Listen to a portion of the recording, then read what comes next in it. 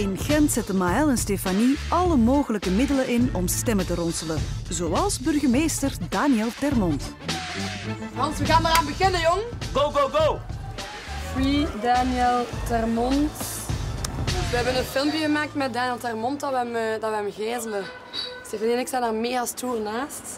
En de bedoeling is dus dat mensen stemmen. Anders krijgen ze Daniel niet terug.